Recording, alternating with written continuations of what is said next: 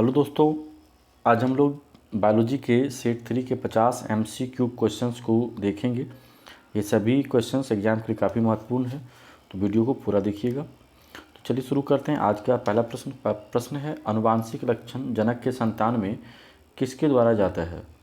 तो आनुवांशिक लक्षण जो है जनक के संतान में वह जीन के माध्यम से जाता है, जीन के माध्यम से। ठीक है।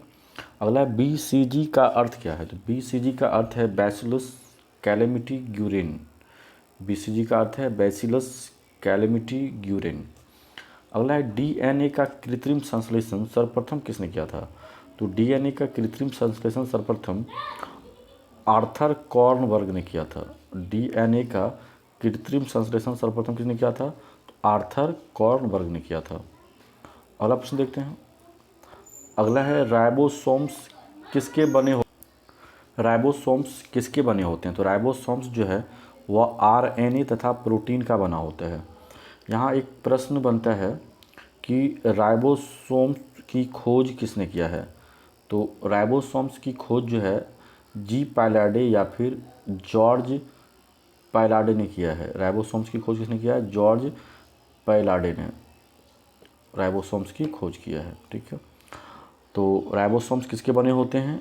तो वह है RNA प्लस प्रोटीन का। अगला प्रश्न देखते हैं। अगला है, निम्नलिखित में से सूत्र विभाजन की सबसे लंबी स्टेज कौन सी होती है? तो सूत्र विभाजन की सबसे लंबी स्टेज जो है वह प्रोफेज होता है। अगला है, लाइसोसोम आत्महत्या का थैला है। यानी कि लाइसोसोम्स को आत्महत्या की थैली कहा जाता है, क्योंकि उसमें क्या होता है? तो इसमें क्या पाया जाता है? उसमें जल अपघटक एंजाइम होते हैं। उसमें क्या होता है लाइसोसोम्स में? तो जल अपघटक एंजाइम्स होते हैं। और यहाँ से भी एक प्रश्न बनता है कि लाइसोसोम्स की खोज किसने किया है? तो लाइसोसोम्स की खोज जो है वह D. डुबे ने किया है।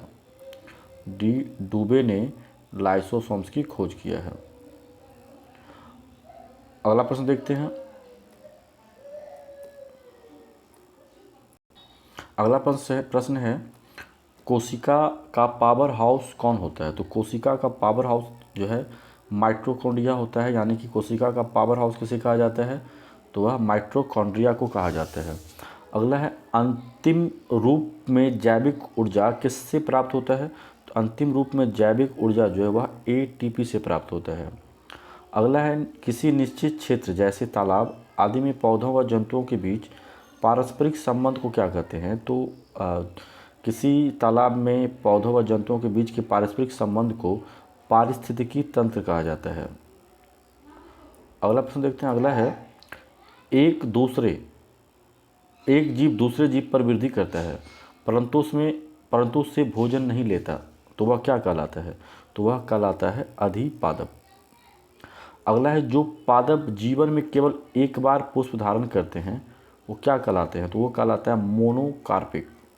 वह जो है मोनोकार्पिक कहलाता है। अगला है, जीन म्यूटेशन उत्पन्न होता है।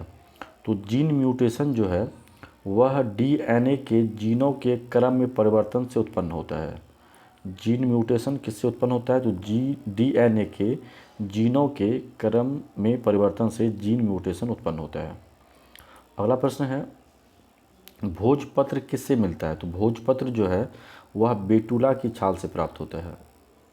अगला है, लंबे रेशे क्या कहलाते हैं? तो लंबे रेशे जो है वह लिंट कहलाता है। लंबे रेशे जो है लिंट कहलाता है। अगला प्रश्न है, सिरका का खट्टापन किसके कारण होता है? तो सिरका का खट्टापन जो है वह एसिटिक अम्ल के कारण होता है। सिरका का खट्टापन एसिटिक अम्ल के कारण होता है। अगला है, एडवर्ड जेनर ने किसकी खोज की थी? तो एडवर्ड जेनर ने स्मॉल पॉक्स के वैक्सीनेशन या फिर आप इसको चेचक के टीके की खोज के रूप में जान सकते हैं। यानी एडवर्ड जेनर ने किसकी खोज किया था? स्मॉल पॉक्स के वैक्सीनेशन का या फिर चेचक के टीके का खोज एडवर्ड जेनर ने किया है। अगला है, एंटीजन क्या है? तो एंटीजन एक प्रोटीन होता है। अगला प्रश्न देखते हैं। अगला है, किस परिस्थिति में एक नारी भी वर्णांधता हो सकती है? किस परिस्थिति में एक नारी भी वर्णांधता हो सकती है? तो वह स्थिति है यदि उसका पिता वर्णांध और माता वाहक हो तो। यदि उसका पिता वर्णांध हो और माता वाहक हो तो एक नारी भी वर्णांध हो सकती है। अगला है, ईस्ट क्या है? तो ईस्ट एक यूकैरियोटिक है। ईस्ट क्या है? तो ईस्ट यूकैरियोटिक है। अगला है आरएनए की संरचना में डीएनए में उपस्थित थायमिन के स्थान पर क्या होता है? तो आरएनए की संरचना में डीएनए के उपस्थित थायमिन के स्थान पर यूरेसिल होता है। अगला प्रश्न है वायरस जो नील हरित शैवालों पर संक्रमण करते हैं क्या कहलाते हैं? तो वह वायरस जो नील हरित शैवालों पर संक्रमण करता है वह साइनोफेज कहलाता है। अगला है निम्नलिखित में से कौन सबसे छोटा जीव है? तो सबसे छोटा जीव है माइकोप्लाज्मा, गैलीसेप्टिकमा या फिर माइकोप्लाज्मा। अगला है कुनैन किससे प्राप्त किया जाता है? तो कुनैन सिनकोना से प्राप्त किया जाता है। अगला है नामकरण की द्विनाम पद्धति के प्रस्तावक कौन थे? तो नामकरण की द्विनाम पद्धति के प्रस्तावक जो है वह है लिनियस। कार्ल लिनियस ने नामकरण की द्विनाम पद्धति का प्रस्ताव रखा था। अगला है पेनिसिलिन की खोज किसने की थी? तो पेनिसिलिन की खोज अलेक्जेंडर फ्लेमिंग ने किया था। अगला है सर्वप्रथम जेनेटिक कोड को किसने बताया था? तो सर्वप्रथम जेनेटिक कोड जो है वह बीडल एवं टैटम ने बताया था। अगला है मनुष्यों में त्वचा के रंग का नियंत्रण किसके द्वारा होता है? तो मनुष्यों में त्वचा के रंग का नियंत्रण जो है वह पॉलीजीन्स द्वारा होता है। अगला है निम्नलिखित में से कौन सा शैवाल अगर अगर निर्माण में प्रयुक्त किया जाता है? तो अगर अगर निर्माण में प्रयुक्त शैवाल का नाम है ग्रेसिलेरिया। अगला है जैंथोफिल क्या है? तो जैंथोफिल है पीले रंग का। जैंथोफिल कैसा होता है? तो वह पीले रंग का होता है। अगला है एंटीबायोटिक्स क्लोरेलिन प्राप्त होता है, यानी एंटीबायोटिक्स क्लोरेलिन जो है किसे प्राप्त होता है? तो यह जो है शैवाल से प्राप्त होता है। एंटीबायोटिक्स क्लोरेलिन जो है शैवाल से प्राप्त होता है। अगला है जलीय काय का कारण है। तो जलीय काय का क्या कारण है? तो जलीय काय का कारण है नील हरित शैवाल। प्रश्न है साइकस में परागण किस माध्यम से होता है? तो साइकस में जो परागण होता है वह वायु के माध्यम से होता है। अगला प्रश्न है मनुष्य का एक कवक जनित रोग क्या है? तो मनुष्य का एक कवक जनित रोग जो है वह है रिंग वार्म। अगला प्रश्न है रसायन प्रयोगशाला में उपयोग में लाए जाने वाला लिटमस किससे प्राप्त किया जाता है? तो लिटमस जो है वह सैक से प्राप्त किया जाता है। ठीक है। अगला प्रश्न है प्रकाश ऊर्जा रासायनिक ऊर्जा में बदलती है। तो प्रकाश ऊर्जा रासायनिक ऊर्जा में बदल जाती किस माध्यम से? तो प्रकाश संश्लेषण में जो है प्रकाश ऊर्जा रासायनिक ऊर्जा में बदल जाती है। अगला प्रश्न देखते हैं। अगला है केसर प्राप्त होता है। केसर कैसे प्राप्त होता है? तो केसर जो है या क्रोकस पादप के वर्तिकाग्र और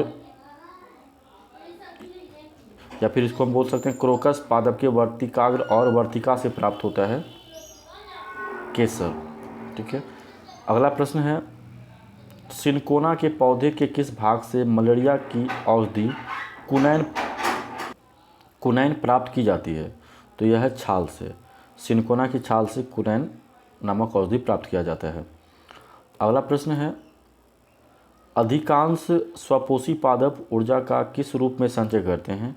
तो वह जो है स्टार्च के रूप में संचय करता है।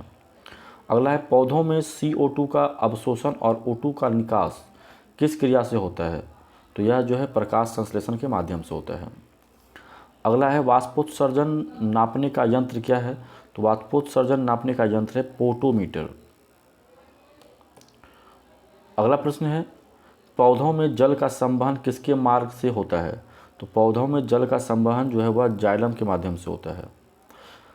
अगला है कोशिका में भोजन या ग्लूकोज का ऑक्सीकरण कहाँ होता है? तो कोशिका में भोजन या ग्लूकोज का ऑक्सीकरण माइटोकॉन्ड्रिया में होता है। अगला है कौन सा पदार्थ श्वसन तथा प्रकाश संश्लेषण दोनों में कार्य करता है, तो वह है साइटोक्रोम, जो कि प्रकाश संश्लेषण तथा श्वसन दोनों में कार्य करता है। अगला है क्रीब चक्र के द्वारा संश्लेषण होता है। क्रीब चक्र के द्वारा किसका संश्लेषण होता है, तो वह फ्यूमेरिक अम्ल का संश्लेषण होता है। क्रेब्स चक्र के द्वारा फ्यूमेरिक अम्ल का संश्लेषण होता है। अगला है संसार की अधिकतम खाद्यान्न फसलें किस कुल से संबंधित है, तो वह है ग्रैमिनी कुल। ग्रैमिनी कुल से संसार के अधिकतर जो है खाद्यान्न फसलें संबंधित है।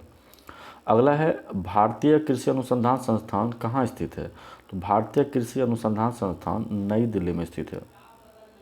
अगला है कोशिका सिद्धांत का प्रतिपादन किसने किया था, तो कोशिका सिद्धांत का प्रतिपादन स्लाइडन और स्वान ने किया था। कोशिका सिद्धांत का प्रतिपादन किसने किया था, तो वह है स्लाइडन और स्वान। उम्मीद करते हैं आपको वीडियो अच्छा लगता होगा, तो लाइक करिए, सब्सक्राइब करिए, शेयर करिए, कमेंट जरूर करिए। मिलते हैं अगले वीडियो में, तब तक के लिए धन्यवाद।